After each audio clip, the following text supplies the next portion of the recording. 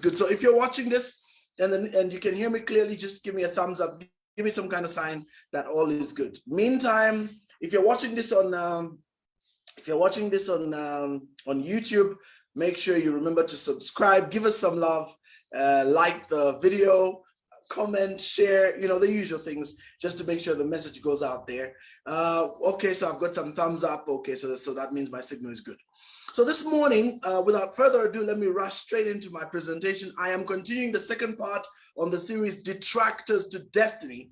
And today we're looking at another very interesting topic called the Shiny Detour. So last time we looked at the first one, which was living in the past, the idea that people get caught up in the past, whether through a good event or a bad event, and they kind of live there. So they never come back into the present, so they're time travelers. And so they gauge every current opportunity in the light of their past incident. That's a very bad state and way to live, because it limits what you can exploit in the present because of whatever experience you had in the past. And in NLP, we always have a teaching that we're taught all the time.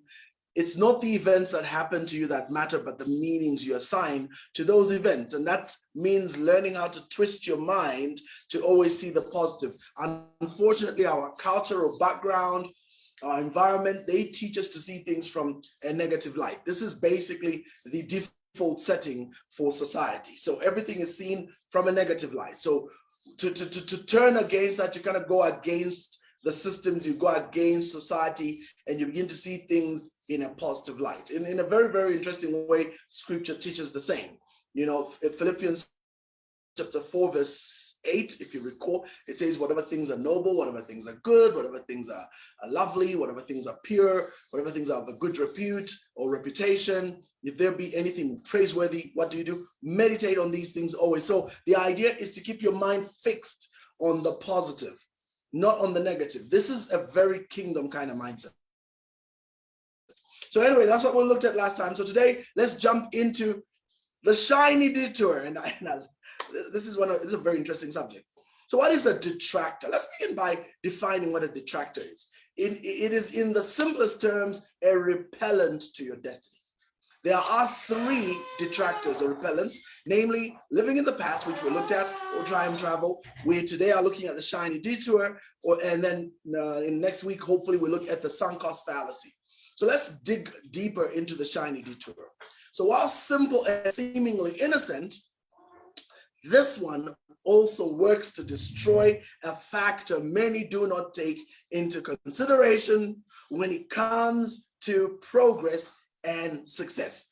And this factor is known as the law of momentum, which states that it takes 5 times more effort to start than to keep going. Okay? And so what most do not understand is that when you start any endeavor, there's always going to be more energy expended at the beginning. But the moment this endeavor or vehicle begins to move, another factor kicks in, namely velocity and the very mass of the vehicle or endeavor that pushes it forward. So the more it moves, the less energy needed to keep it moving. That's something that so many people don't realize. Do you know that every time you start something, you use far more energy to get it going? But once it's moving, it is moved along by its own weight, its own mass. That's what is called momentum. So there is something that builds into the very structure of the endeavor and gives it the power to move forward. These are the unseen forces that are very critical in pushing that item forward. So unfortunately, the sad part, like I keep saying, is that for many people, they just don't realize how powerful momentum is, and so they lose it because they keep preferring to start than to keep going. So the idea of always stopping halfway when you're running with something is actually one of the deadliest things you can ever do when it comes to your progress. Now, why all that I've mentioned? Simply because whenever you begin any endeavor or undertaking, the amount of resources required at the start are always greater. But get this, as you progress, it becomes easier to run because, like I said, momentum kicks in. And the faster and larger it is, the more momentum it gains and the more progress it makes. And it is for this reason why accepting a temporal detour, hear me, accepting a temporal detour to do other things and then coming back to continue later could perhaps be one of your biggest mistakes you'll ever make when it comes to any undertaking, simply because you lose that much valued momentum gained. And another factor most do not realize is that you have your peers and competitors who are running alongside you. Remember that, right? So the common idiom is that, that exemplifies this is the early bird catches the worm. In short, there is such a thing as first to market. It always gives you an advantage. So this is something that I think is very sad for those people who keep stopping when they've started, okay? Furthermore, whenever you fall for the detour, certain things happen which make it almost impossible to get back. Listen to this.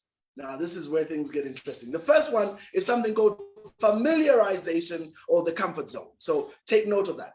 Familiarization or the comfort zone. Listen to this. The longer you run with the detour, the more you settle for what it offers, and that becomes the norm. It thus dulls your senses and makes it difficult to pull out of that now familiar place, which we refer to as your comfort zone, in order to get back to the struggle associated with the path to destiny. Okay, so familiarization. You become familiar with where you are, you become comfortable with where you are, you kind of adjust to where you are. And when you look to your destiny and say, hey, I need to get back to that path, it's more difficult. Let me explain why it's difficult. One of the things that happens is you grow roots and connections.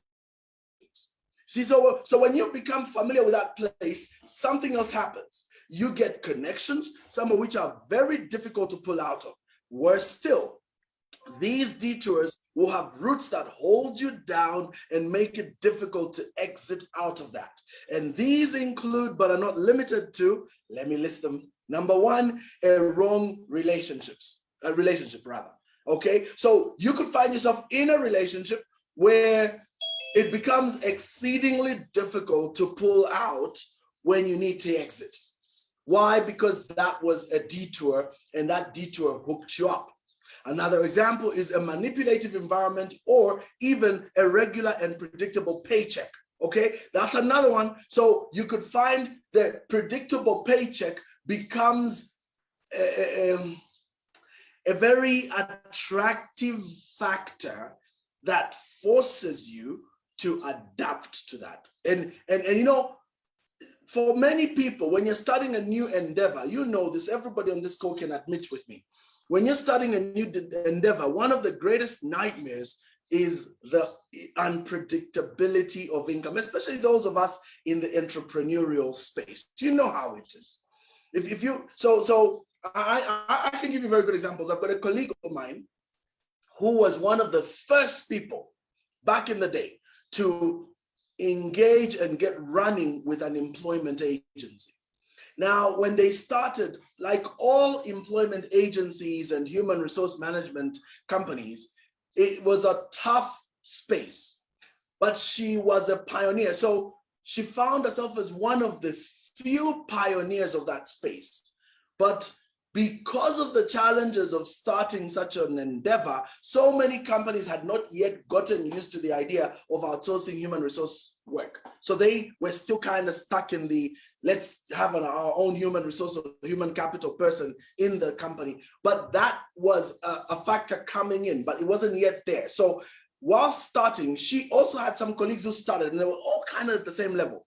But she got a massive detour, which I'm not blaming. I'm just telling you how powerful these things are. She got a massive detour with a job at one of these powerful UN agencies. So she went for that. And of course, it was a really great consultancy.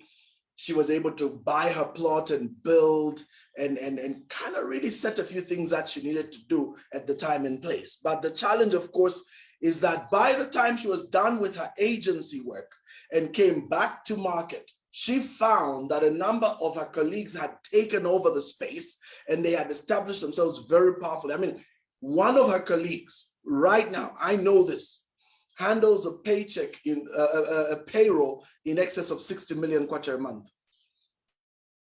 This is just the payroll and human capital management side of their business. This same competitor has gone on to not just bring in the payroll, but they run a human resource management consultancy firm, which is one of the leaders in the country. And when you look at their payroll, they're handling in excess of 8,000 employees. That's something that I believe with all my heart, this other person could have also capitalized if they were both running at the same time. But the fact that she exited that space, went into this consultancy, which was really good. I mean, she made her money, she built her house, and she got herself a few assets in place. But the fact that she exited that market meant by the time she came back, a number of very competitive competitors had taken up that space. I hope I'm making sense to those of you that are watching me on this platform. So this is what I mean when I talk about the Shiny Detour. Now, of course, at the end of the day, the big issue is the Shiny Detour worth giving up on your destiny? I guess that's a highly debatable question, and nobody can really prove, because if the only person that can know your true potential is yourself. And you are the only one that knows what you dream in your mind. And if there's something I've come to learn, a lot of people, and this is not faulting anybody, I'm just telling you, a lot of people are happy with a regular paycheck and a predictably comfortable future than conquering the world. A lot of people will settle for second class of themselves. I know that kind of sounds mean, eh? No, but it's the reality. A lot of people will tell you, you know what, this whole entrepreneurial thing for me is just a nightmare. I don't like it. I prefer if I can just join a big firm and I can build my house. And once I've built, I can build a couple of flats, get a bit of extra money, put it in treasury bills or government bonds at present, and kind of sit back and relax and buy my farm. So some people are happy with that. So you got a farm some people are happy with that, okay? And if they can get that, like, to hell with their dream. But here's what makes the first guy who battled it out, who stayed in the entrepreneurial space and crossed over, compared to the one who sat back and took the Shiny Detour. For me, the guy that stayed on, the company that stayed on, the entrepreneur that endured the months on end of no money, what I like about that guy is today their company is impacting way more than 10,000 people in this country today. And both are colleagues and both launched at the same time. I don't know if I'm making sense for those of you watching. So this company never gave up. They stayed in the hustle. They endured no money, low cash flows, exiting of staff because there's no salaries being paid, threats to be kicked out of properties because of lack of rentals. I mean, they endured all that crap. And today, their business is affecting over 10,000 people directly because they manage so many company payrolls. They handle so many employment opportunities, and then they also offer human resource capital management as a firm. And then, of course, they diversified. They went into other businesses kind of related to that space. So when you look at the total payroll they sit on, like I said, 60 million kwacha is the payroll currently they manage. That's a lot of employees because the director chose to stick it out when it was horrible.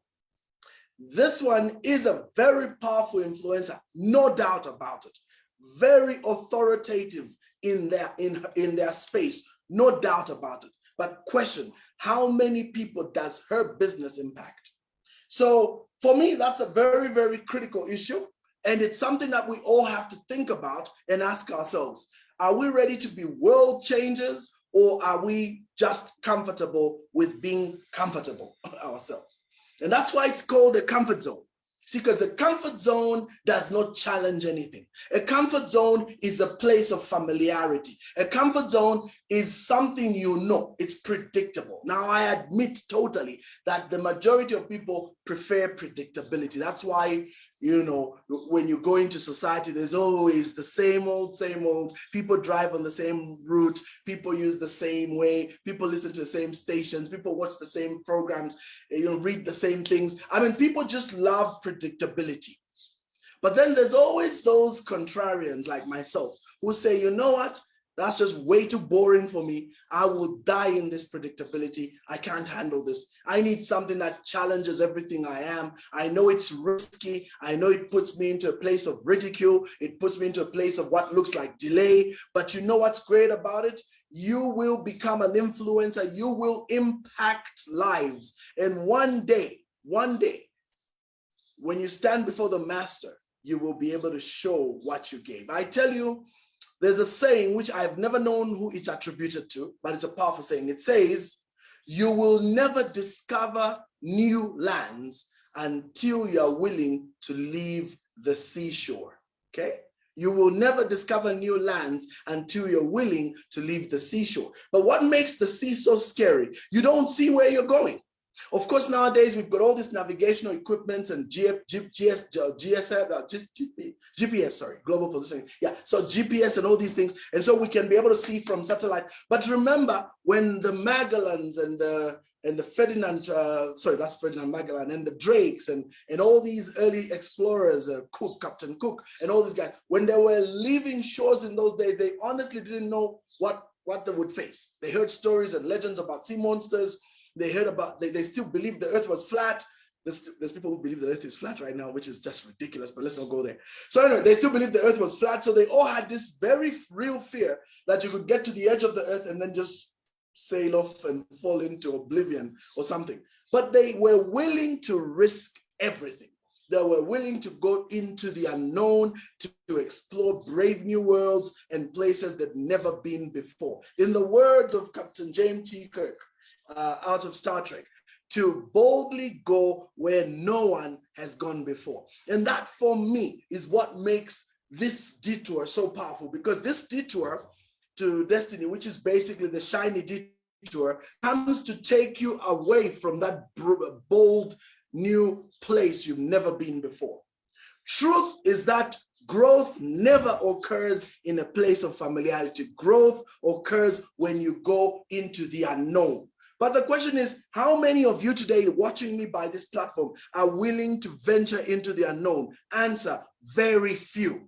I don't even need you to know. I just know for a fact that very few, less than 10%, maybe 5% are the people that are willing to let go of a familiar place, a place of comfort for the unknown. And you know, just before I go to the third factor, which is overwhelming responsibilities, one other thing, think of Jesus. Jesus was set with this powerful option, and I'll come to Jesus, okay? But let's talk about overwhelming responsibilities, and I'll come to Jesus, okay? Now, as a typical detour, and as typical of all detours and their corresponding activities, it does not take long before one is overwhelmed with responsibilities coupled with roots that cannot be easily broken or uprooted. These leave one emotionally invested in the detour, and as such, their chances of leaving that detour to go back to their destiny course is extremely unlikely. That's right. And this is made worse by the fact that any attempt to get back to the detour will be viewed as a selfish and heartless endeavor by those who are invested in you. So every detour comes with an investment. There are people who will lock you in, roots will lock you in. You will grow roots, you will go chains, and you will be trapped there. So even the day when you say, I need to leave this space, my friend, it is not as easy. That's why the best is at the beginning. When you have the opportunity to go into the detour, do a 5-year projection of that detour. And I'm not in any way saying that there are not detours that can help you come back to the main journey. But I think the examples I gave earlier, for me, are critical, because there is such a thing as first to market. There is such a thing as pioneering. There is such a thing as the first person that goes in makes the most. The early bird catches the worm. These things are true. And yes, there are exceptions to the rule, but they are few and far between. So now these earlier mentioned examples make it very difficult for most to return back to where they were. And in the final analysis, they simply give up on their dreams to settle for where they are, which is the detour, and which most times is not faithful to their calling or destiny. It's not faithful to your calling or destiny. And I really need to stress that. And that's why I call it a detour. This then ensures it repels your destiny, a true detractor in every sense of the word. Even when you now want to go back to your destiny, my friend, forget it. So let's look at some solutions real quick as we close. If one hasn't yet been sucked into the detour, do not fall for it. It is a terrible yet very subtle devil that is very challenging to beat once you go down that path. But if one is already in it, then here is what needs to be done. Let's begin with familiarization. So for the comfort zone, right? Recognize that this is not your destiny. So of course the question is, if you don't even know what your destiny is, then this is a pointless discussion, because for many, here is there. Okay, here is there, anywhere is there, because they've got nowhere they're going. So if you've got nowhere you're going, then anywhere is there. Okay, but if you recognize it's not your destiny and you are not willing to sell your birthright for a bowl of soup, then you're a different breed, my friend. You see, you will not. So here it is. You recognize that you will not give up your destiny for temporal comfort. That's what birthrights being sold for bowls of soup are. Also know that your success is always outside your comfort zone, and as such, you will need to launch out on a limb on the strength of your vision to see things become as they were supposed to be. So comfort zones are your worst enemy. If you are comfortable, let me tell you, even now, how do you know somebody's in their comfort zone? They are not striving to push harder. That means you've relaxed. You've lost your biting edge. It means you've become familiar with your territory and you're comfortable with it. And many times, what's the first thing that happens? Your standards slacken. And when your standards slacken, they go down. In NLP, first rule to change. Number one, be willing to raise your standards. So comfort zones show that you're happy with where you are. There's no bite to you anymore. You're just happy with whatever. And that's why in a country like Zambia, we settle for mediocrity, because we are so comfortable with this stuff that when somebody comes and performs, it's like, wow, familiarity, okay? So it will require courage. That I want you to write that word down on your paper, on the chat, wherever, it doesn't matter, but it will require courage. It takes courage, my friends, to pull out of the comfort zone. Very few have it. I won't even lie to you. Very few have it. 3%, as far as I'm concerned, are the only people who have the courage to pull out of a place of familiarity. That's why to gain our independence as a country, there had to be people willing to be courageous, to challenge the status quo. Number two, growing roots and connections. The best way to deal with this is to use the same solution for the sunk cost fallacy, which we'll look at next week. And this is to simply cut your losses and move on. Oh, that will mean literally accepting loss, to lose what you have invested so far in exchange for the peace of being true to yourself rather than continuing placing good money after bad money. So growing roots and connections means cutting them. Again, how many people have the courage to cut? Few. This requires resolve. A resolve is where you get the word resolution. You have to be resolved to change. And resolution requires the courage to face what is not doable and get rid of it. Next bit's prayer again. Lord, grant me the courage to change. Grant me the serenity to accept the things I cannot change, the courage to change the things I can, and the wisdom to know the difference. This is a prayer prayed by every Alcoholics Anonymous person who's studied the 12 steps. It is the prayer. The courage to change the things I can. What can you change? Are you willing? Are you resolved to change it? This alone is a whole topic right there. And that's why I'm sitting here thinking, because there are so many people you can identify with this part. You know where you are is a mess. Like in every way, you know it's not your true place, but you're there because it's comfortable. And you have no courage to leave. You have no resolve to take action. You're basically, for lack of a better word, a yellow belly. So a yellow belly is basically a chicken. It's somebody willing to endure torture and horrendous suffering for the sake of the bowl of soup. You know, the Bible teaches us that, what's his name? Esau prayed and cried with tears and begged, but it was too late. He had missed his blessing because he sold it just because of temporary discomfort. Some of you, my friends, it will require serious determination, which brings me to the third point, the overwhelming responsibilities factor. This one is very hard because you end up suffering a Messiah's complex, except that the need is real. If you have loans and obligations, these will tie you down further. The only way out of this one is to work out seriously your exit plan. That will mean creating your strategic master plan for precisely how this will be done and then executing it with diligence. Remember not to become too analytical, or else you end up suffering from what we call analysis paralysis. Challenge many suffer from. Okay, so create the plan and complete it as soon as humanly possible. Then ensure you set dates to that and begin to execute. It will require ironclad determination. No jokes, no kidding around, no messing around. No saying, oh no, no, you gotta be willing to do this. You gotta be willing to say, you know what, I'm gonna die. If it's to die, let me die, but I'm gonna be dying moving forward, okay? You know, there's a saying I love so much. I heard it first from Eric Worre. Eric Worre was one of my great mentors. Eric Worre said many years ago that when you make the decision to go after your destiny, when you make the decision to go after your destiny, it's like a mountain climber. You say, I'm going to climb this mountain and I'm getting to the top and I'm never coming back here. There are only two possibilities that will happen. Either you see me waving at you from the top of the mountain, or you see me dead on the side because I fell off the cliff. But to come back here, no way, Jose. And for me, that's one of my favorite statements I ever heard many years ago. I made a decision. It has cost me a lot. I have failed to see certain progress in my life. There are times when I was offered shiny detours that were just scary.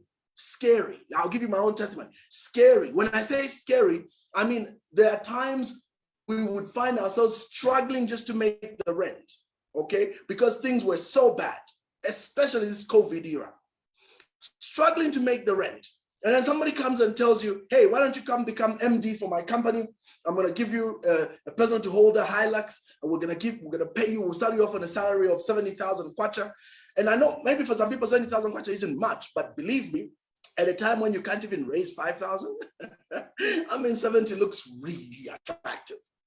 But you know, I would sit there and I think about it. I don't even need to pray, because God has showed me since time immemorial the impact my business is going to have when it takes off. The impact my life will have in changing not just Zambia, but the whole of Africa. And I will impact the whole world. But I will never be able to do that working for somebody. Now that's hard, because you look at your situation, you're like, you know what? I'm really going through crap. And I remember that particular situation, even my wife didn't talk to me for a few days. She says, what's wrong with you? Which is understandable, because she's the one who has to live through all the crap when we're not having the finances to pull things off. But you know what? I'm talking this story right now. I'm not yet there as a millionaire, but it's going to happen. And we'll be able to look back at this video as a testimonial in maybe a couple of years and say, remember what I told you? Yes. But it takes great resolve, my friends, to really make this happen. Now, our time is up. So let me read very quickly some comments. There's some great comments here. Mr. Chavala there, same as a vehicle or plane, first move advantage, maximize your return before the market gets crowded. That's so true. And that's what happened to that lady from the human resource space I told you about. The detractor, according to Coach Ngoza, is attractive but distractive. And then Maureen Nonechi, you are making a lot of sense, Rev. Thanks, Coach. And then again, Mr. Chavala, business loves predictability, call it certainty. Yes, true. That's why you have to really do your homework. Madam Martha Elimu over in Uganda. True, sometimes there is fear of the unknown, even for brilliant brains, especially if the dream is into virgin ground. And the need for patience and perseverance becomes paramount. Very true. Comfort zone is like a cancer. That's Malcolm. And then Coach Nelly says, yes, courage and resolve. Absolutely. And Inspector Chunda says, I asked someone to partner with me in a new innovation on menstrual hygiene who is producing sanitary pads already, but changed the technology. Required investment was 3 million, but surprisingly, he told me that he pays me 5 million to do away with the technology because it was threatening his business. And I said no, and still with my vision today, keeping the focus. I love that by Inspector Achunde because it's true. So many people, you know, we get these killer offers to give up on our dream. Scary. But if you're willing to do it, it can happen. We're almost done. Again, Malcolm says, the key is to get started on the right path. The start is usually the most difficult part. Momentum then carries you. That's right. Martha says, courage and resolution. Again, when your mind is stretched, it can't go back unless it was cosmetic. And finally, Sunshine says, willing to take courage, but shift to desired status. And that's why, for example, Coach, Sunshine, tomorrow has what is called the Mindset Change Program. I always encourage people because that program helps put resolution to resolve. Helps with resolution to resolve. So you resolve you want to change, you go there, it's kind of shaped for you. The self-discovery program that Dr. Nelly runs is profound because what it does is it brings out the true you so that you know what destiny looks like for you. So many people don't know what their destiny is. That's why they get confused when we talk about don't sell your destiny for a bowl of soup. It's like, what's my destiny? They don't even know what their destiny is. So the self-discovery program does that powerfully. We also have Unleashing Your Destiny, my program, which helps you find out who you are, gives you a life plan, and also gives you a roadmap, a 1-year roadmap. You need these things to be able to take you to the next level. So next week, Monday, we will be coming with the third one. This for me is my favorite topic. It's called the sunk cost fallacy. Okay. So Uncle Steve says comfort zone defines an inactivity. Very true. So we're going to be dealing with the sunk cost fallacy. My friends, that's one of the most life-changing lessons I ever got in my life. If there are things I heard which defined an era for me and gave me an epiphany, that's one of them. And that's why you don't want to miss next week. So what I'm going to do, I'll make sure these recordings are available for you to access both on my page, on Facebook, and on YouTube, and I'll share on WhatsApp. I also forgot to share last week, so I will share that as well within the course of the day. So thank you all for being part of our call. Thanks for coming out in numbers on Facebook as well. We'll come on over there and we'll comment. But from myself, make sure you're back here tomorrow, same credentials, log in and be part of our training on tomorrow, same time, same place, same credentials with Sunshine Sylvia. So thanks everybody. Have a great day. God bless.